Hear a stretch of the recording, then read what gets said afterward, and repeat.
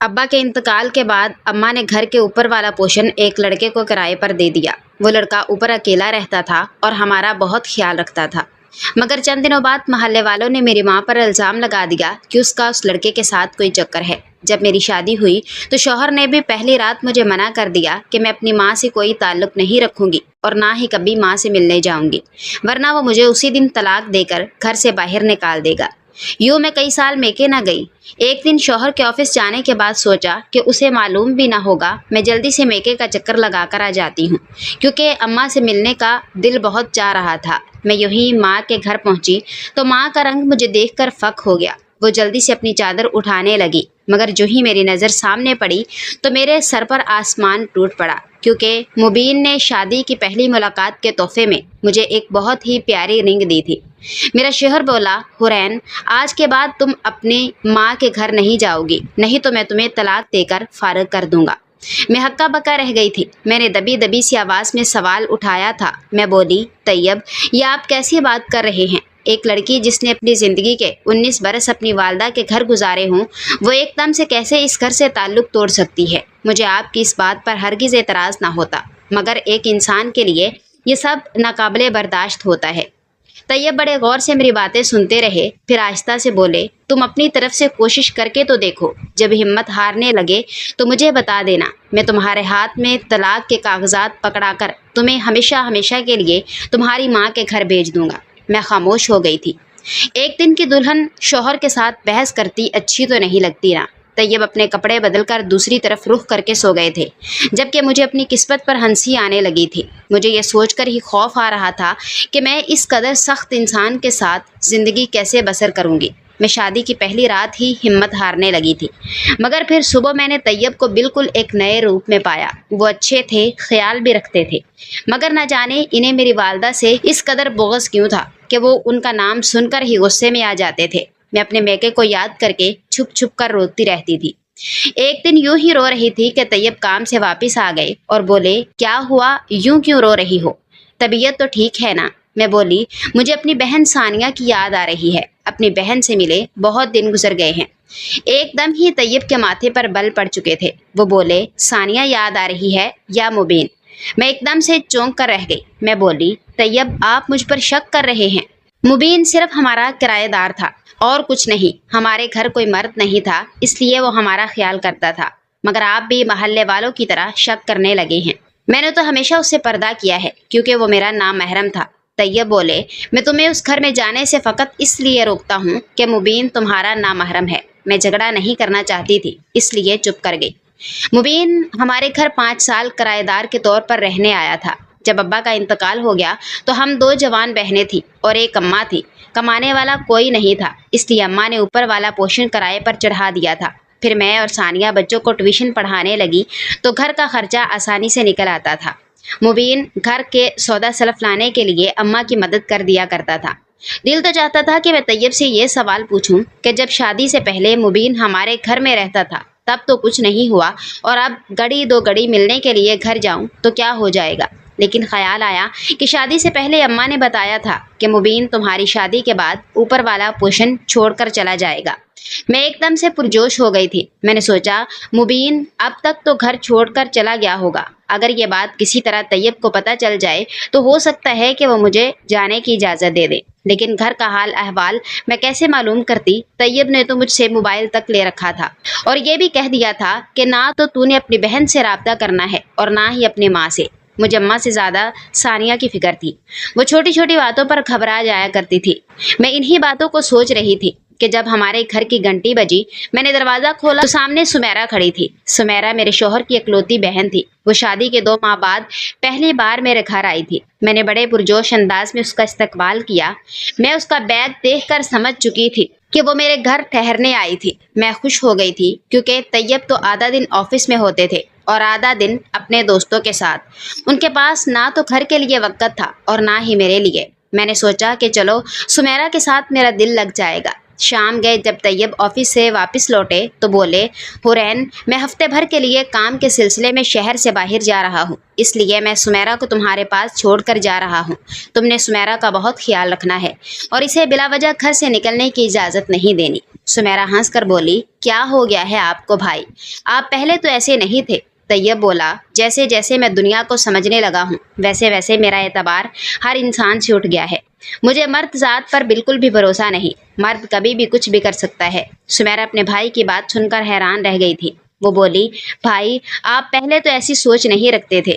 میں طیب کا سامان پیک کرنے کے لیے کمرے میں چلی گئی تھی۔ طیب بھی میرے پیچھے کمرے میں آ گئے تھے۔ وہ بولے، حورین، میں نے آج جو باتیں کی ہیں ان پر عمل کرنا۔ میں تم سے آ کر ایک ایک بات پوچھوں گا۔ میں نے سر ہلا دیا تھا۔ طیب گھر سے چلے گئے تو میرا دل عجیب سے وسوسوں کے باعث پریشان ہو گیا تھا۔ طیب جیسے بھی تھے اپنے کام سے کام رکھتے تھے۔ میرے شوہر کی غیر موجودگی میں میرا اداس ہونا ایک فطری سی بات تھی۔ سمیرہ نے میری پریشانی بھانپ لی تھی۔ وہ بولی، حورین بھابی، ہم آپ کی بہن ثانیہ کو یہاں بلا لیتے ہیں۔ آپ کی اداسی بھی دور ہو جائے گی اور مزہ بھی آئے گا۔ میں نے منہ لٹکا کر اسے بتایا کہ طیب نے مجھے منع کر رکھا ہے۔ شادی کے بعد سے اب تک نہ تو میری کبھی گھر والوں سے فون پر بات ہوئی ہے اور نہ ہی میں کبھی گھر گئی ہوں۔ سمیرہ حیران رہ گئی تھی۔ وہ بولی، مجھے تو سمجھ نہیں آتا کہ میرے بھائی کو کیا ہو گیا ہے۔ وہ تو کبھی بھی ایسے نہیں تھے۔ پھر سمیرہ نے مجھے مشورہ دیا کہ میں گھر جا کر ان سے مل آؤں گی، مگر میں نے انکار کر دیا کیونکہ مجھے سمیرہ پر شک ہو گیا تھا۔ ہو سکتا ہے کہ طیب نے سمیرہ کو میری جاسوسی پر چھوڑا ہو۔ سمیرہ نے میرے سامنے بہت سی قسمیں کھائیں، وعدے کیے کہ اس بات کا بھائی کو کبھی علم نہیں ہوگا، مگر میں اس پر یقین نہیں کر پائی تھی۔ اس کی پیشکش کو ٹھکراتی رہی تھی۔ دراصل میں نہیں چاہتی تھی کہ طیب مجھ سے ناراض ہو کر مجھے گھر سے نکال دے، کیونکہ میں ایک بار پھر اماں کے رحم و کرم پر نہیں رہنا چاہتی تھی۔ میری اماں اچھی عورت نہیں تھی، وہ بھی اس معاملے میں بہت سخت تھی، مگر سمیرہ ہفتے میں 2 بار مجھ سے ملنے آتی تھی۔ ہر لمحے وہ مجھے احساس دلاتی تھی کہ میں اپنا خیال رکھوں۔ وہ کہتی تھی، حورین تم کیوں ہر وقت اداس رہتی ہو؟ جب بھائی تمہاری اتری ہوئی شکل سے تنگ آ کر کہیں اور دل لگا بیٹھیں گے تب خود کو ٹھیک کرو گی کیا؟ میں ہنس کر کہتی، سمیرہ تمہارے بھائی نے کبھی غور سے میری شکل تک نہیں دیکھی۔ شادی کے شروع دنوں سے ہی وہ مجھ سے بیزار ہیں، لیکن وہ ہر بار یہی کہتی کہ یہ تمہارا وہم ہے، اس لیے وہ مجھے پارلر لے جانے لگی تھی۔ 2 بار پارلر وہ مجھے خود لے کر گئی۔ اب مجھے بہتری محسوس ہونے لگی تھی۔ یوں لگنے لگا تھا کہ میں مردہ نہیں ہوں بلکہ جیتی جاگتی انسان ہوں۔ اس لیے تیسری بار میں خود ہی پارلر چلی گئی تھی، مگر میں یہ نہیں جانتی تھی کہ مجھے آج کے دن زندگی کا سب سے بڑا سرپرائز ملے گا۔ میں پارلر پہنچی تو وہاں پر ثانیہ پہلے سے موجود تھی۔ اس کا کام ہو چکا تھا، وہ بس واپس لوٹنے ہی والی تھی۔ ہم دونوں کی نظر ایک دوسرے پر پڑی تو میں نے بھاگ کر اسے گلے لگا لیا تھا۔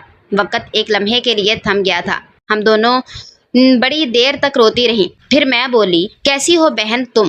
ان 3 سالوں میں کبھی پلٹ کر خبر نہیں لی، یہ بھی نہیں سوچا کہ بہن زندہ بھی ہے یا مر گئی، اس کا شوہر اس کے ساتھ برا سلوک تو نہیں کر رہا۔ ثانیہ ادھر ادھر نظر چرانے لگی تھی۔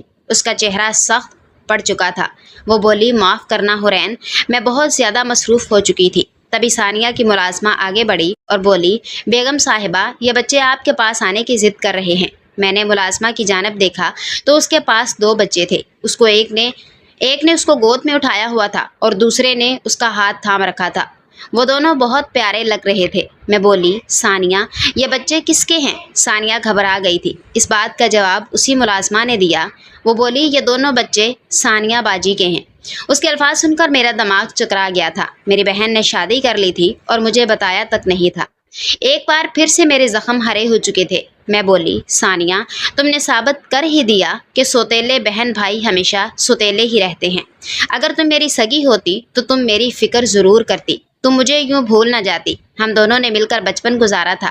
میں تم پر جان چھڑکتی تھی۔ ابا جب بھی ہمارے لیے کھلونے لاتے تو سب سے پہلے کھلونے میں تمہارے سامنے رکھ دیا کرتی تھی اور کہتی کہ جو پسند ہو وہ اٹھا لو۔ کبھی تمہارے ساتھ ضد نہیں کی، بلکہ تمہیں اپنے ہاتھوں سے نوالے بنا بنا کر کھلائے، لیکن تم نے سب کچھ بھلا دیا۔ میں رونے لگی تھی، جبکہ ثانیہ پریشان سی کھڑی کچھ لمحے مجھے دیکھتی رہی، پھر بولی، مجھے دیر ہو رہی ہے، اور وہ اپنے بچوں کو لے کر باہر نکل گئی۔ میں حیران سی وہیں کھڑی رہ گئی تھی۔ پھر میں بھی پارلر سے ایسے ہی واپس لوٹ گئی تھی۔ گھر آ کر بڑی دیر تک میں پھوٹ پھوٹ کر روتی رہی تھی۔ میری بہن مجھ سے غیروں کی طرح مل کر جدا ہو گئی تھی، کوئی اپنایت ہی نہیں ابری تھی اس کی آنکھوں میں۔ اور پھر اس کے 2 بچے دیکھ کر مجھے یقین ہی نہیں آ رہا تھا۔ کاش اللہ تعالیٰ مجھے بھی اولاد دے دیتا، کم از کم اس دنیا میں کوئی رشتہ تو میرا اپنا ہوتا۔ شام میں جب طیب گھر لوٹے مجھے اس طرح بری حالت میں دیکھ کر گھبرا گئے تھے۔ وہ بولے، کیا بات ہے حورین، سب کچھ ٹھیک تو ہے نا؟ میں نے نفی میں سر ہلا دیا۔ ایک بار پھر سے رونے لگی تھی۔ میں بولی طیب مجھے اولاد چاہیے۔ طیب بڑے غور سے مجھے دیکھتے رہے، پھر بولے 3 سال ہو گئے ہیں مجھے بھی اولاد جیسی نعمت کے لیے ترستے ہوئے، مگر میں نے تم سے اس بات کا ذکر نہیں کیا کیونکہ میں تمہیں پریشان نہیں کرنا چاہتا تھا۔ آج تم نے یہ بات کر ہی دی تو سنو، میں بھی تمہاری طرح اولاد کی خاطر ترستا رہتا ہوں۔ میرا بھی دل کرتا ہے کہ میرے اس گھر میں ننھے سے بچے کھیلتے ہوئے نظر آئیں، مگر تم فکر مت کرنا حورین، یہ سب اللہ تعالیٰ کے ہاتھ میں ہے، اس کے ہاتھ دیر ہے مگر اندھیر نہیں۔ اتنا کہہ کر طیب اٹھ کر واش روم میں چلے گئے تھے، جبکہ میں یہ سوچتی رہ گئی کہ طیب اوپر سے جیسے بھی سخت نظر آتے ہیں، اندر سے میرا احساس کرتے ہیں، مجھے تکلیف نہیں دیتے، اس سے بڑھ کر مجھے اور کیا چاہیے تھا۔ میں نے سوچ لیا تھا کہ میں کل لیڈی ڈاکٹر کے پاس جا کر اپنا چیک اپ ضرور کرواؤں گی۔ جیسے ہی صبح جیسے ہی طیب گھر سے نکلے، میں بھی تیار ہونے لگی تھی۔ 10 بجے میں ہسپتال پہنچ چکی تھی اور خوش قسمتی سے مجھے نمبر بھی جلدی مل گیا تھا۔ میں نے لیڈی ڈاکٹر سے اپنا چیک اپ کروایا۔ لیڈی ڈاکٹر بولی کہ آپ بالکل تندرست ہیں، آپ میں کسی قسم کا کوئی نقص نہیں ہے۔ اگلی بار اپنے شوہر کو بھی اپنے ساتھ لائیے گا تاکہ پتہ چل سکے کہ آپ ابھی تک اولاد کی نعمت سے محروم کیوں ہیں۔ میں بڑی خوش تھی، میرے سر سے بوجھ اتر گیا تھا۔ شکر تھا کہ مجھے کسی قسم کا کوئی نقص نہیں تھا۔ میں باہر نکلی تو دل کے مریضوں کے وارڈ کی جانب مبین کو جاتے ہوئے دیکھا تھا۔ اس نے ڈاکٹر والا یونیفارم پہن رکھا تھا۔ کیا وہ اپنے مقصد میں کامیاب ہو چکا تھا؟ جب وہ ہمارے گھر کا کرایہ دار کی حیثیت سے رہتا تھا، تبھی وہ ڈاکٹری کی تعلیم حاصل کر رہا تھا۔ اس غرضی دنیا میں جب وہ شناسا سا چہرہ نظر آیا تو میں خود پر قابو نہ رکھ سکی اور بھاگ کر مبین کے پاس جا پہنچی۔ وہ پہلی نظر میں ہی مجھے پہچان چکا تھا۔ وہ بولا حورین، تم اندازہ بھی نہیں کر سکتی کہ تمہیں یوں دیکھ کر میں کتنا خوش ہوں، لیکن ایک بات کہوں، تم نے اپنے شوہر سے اب تک علیحدگی اختیار کیوں نہیں کی؟ کیا تمہیں لگتا ہے کہ تم اس دنیا میں تنہا ہو، تمہارا کوئی نہیں؟ تو تم غلط ہو، میں تمہارا بھائی ہوں۔ تم اس سخت انسان سے چھٹکارا حاصل کر کے میرے گھر آ سکتی ہو۔ مجھے تو یہ سمجھ نہیں آتی کہ تم اس طرح کے انسان کے ساتھ اب تک کیسے گزارا کر رہی ہو۔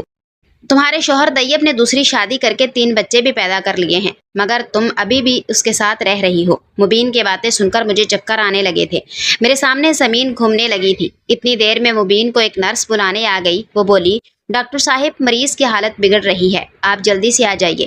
مبین مجھ سے پھر ملنے کا کہہ کر آگے بڑھ گیا تھا، جبکہ میں نے بینچ پر بیٹھ کر سہارا لیا تھا۔ میں بڑی مشکل سے گھر پہنچی تھی، مجھے مبین کی باتوں کی سمجھ ہی نہیں آ رہی تھی۔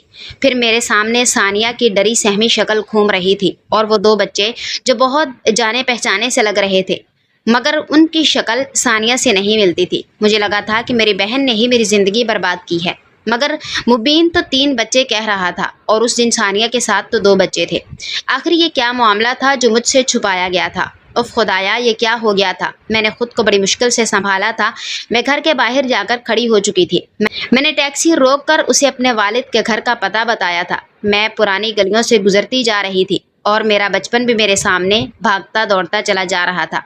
میں 4 سال کی تھی کہ جب امی انتقال کر گئی تھی۔ ابا کو لوگوں نے سمجھایا کہ بیٹی کے لیے ماں کی ضرورت ہوتی ہے، اس لیے ابا نے دوسری شادی کر لی۔ میری سوتیلی امی گھر میں آ گئی تھی۔ وہ بہت اچھی خاتون تھی، میرا بہت خیال رکھتی تھی۔